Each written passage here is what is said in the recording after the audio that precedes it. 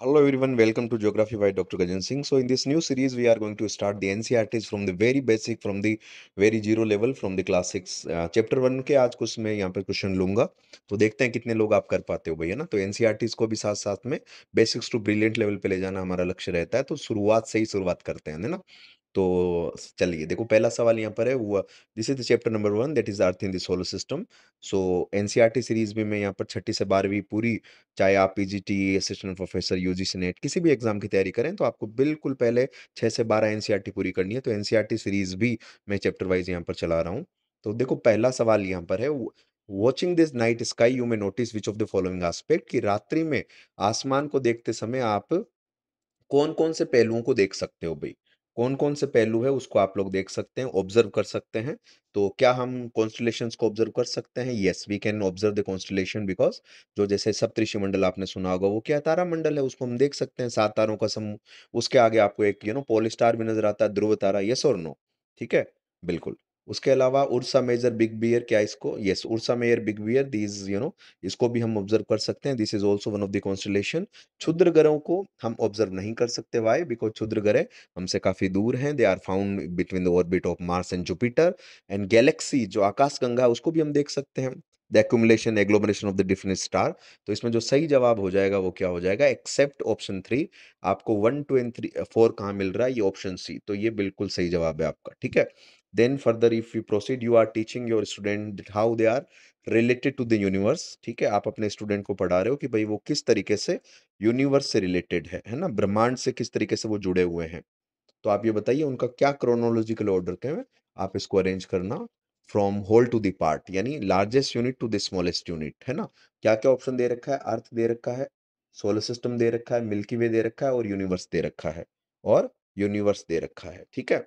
तो देखिएगा, अगर हम होल टू द पार्ट करें, यानी largest unit is the universe, you as you can see in the NCERT. Then एक यूनिवर्स में बहुत सारी गैलेक्सीज़ होती हैं, है ना? एक गैलेक्सी में लाखों तारे होते हैं, अरबों तारे होते हैं, जिसमें से एक तारा सूर्य है। उस सूर्य पे डिपेंडेंट हमारा एक प्लेनेट है, जो कि अर्थ है।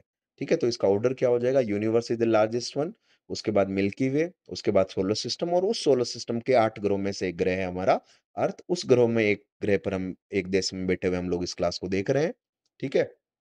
तो इसका जो सही ऑप्शन है वो होगा option number C.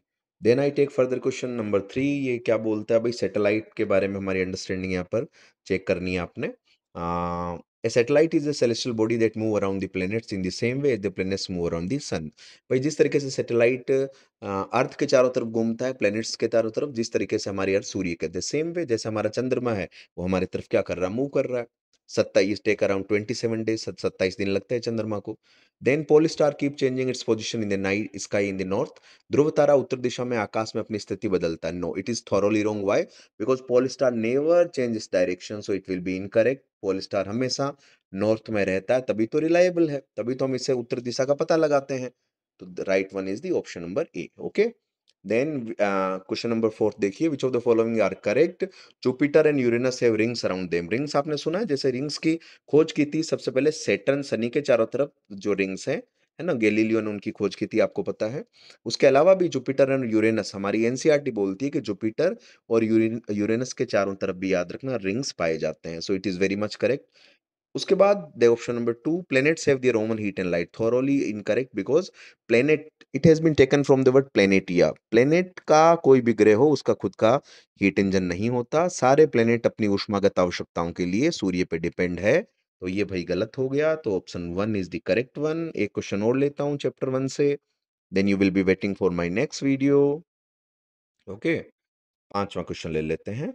Which of the following statements are correct about the sun? सूर्य के बारे में कौन-कौन सा करेक्ट है? एक तो कहा है कि भाई ये हमारे अर्थ से 150 मिलियन दूर है, यानी लगभग 15 करोड़ किलोमीटर दूर है। क्या ये सही बात है? यस। सूर्य हमारी पृथ्वी से 15 करोड़ किलोमीटर दूर है, जबकि चंद्रमा 3,84,400 किलोमीटर दूर है। ठीक है? इस चीज़ को याद रखना, 4th स्टेटमेंट में काम आएगी। It is a huge and made up of the extreme hot gases. ठीक है, बहुत बड़ा है। कितना बड़ा है सूर्य? सूर्य बेटा इतना बड़ा है कि इस पे हमारी अर्थ जैसी 30 लाख पृथ्वी आ सकती है, इतना बड़ा है, ठीक है? गैसेज़ कौन-कौन सी है सूर्य में? हाइड्रोजन, उसके अलावा आपकी हीलियम, ये बड़ी गैसेज़ हैं, तो ये भी सही है। और आपने ये भी देखा होगा कि why all the planets are revolving around the sun, because sun एक पुलिंग फोर्स है, हमारा मास इसका बहुत अधिक है। पूरे सोलर सिस्टम का भई 99% मास तो अकेला सूर्य है। येस और नो? तो पहला भी सही है, दूसरा भी सही है, तीसरा भी। फोर्थ को पढ़ते हैं, sun is closer to the earth than the moon. ये अभी मैंने कहा मून 3,84,400 किलोमीटर दूर है, तो how we can say that sun is closer? Sun is at a far, far and far distance in compare to the moon. सूर्य बेटा 15 crore kilometre दूर है और चंदा मामा 3,84,000 किलोमीटर दूर है, तो ये गलत हो गया। 1, 2 and 3 are the correct. So I hope you are also enjoying these NCERT lessons. So wait for the next video. और आप इस चैनल को लाइक करना, शेयर करना और सब्सक्राइब करना। Thank you so much. Bye bye. Have a wonderful day to all of you.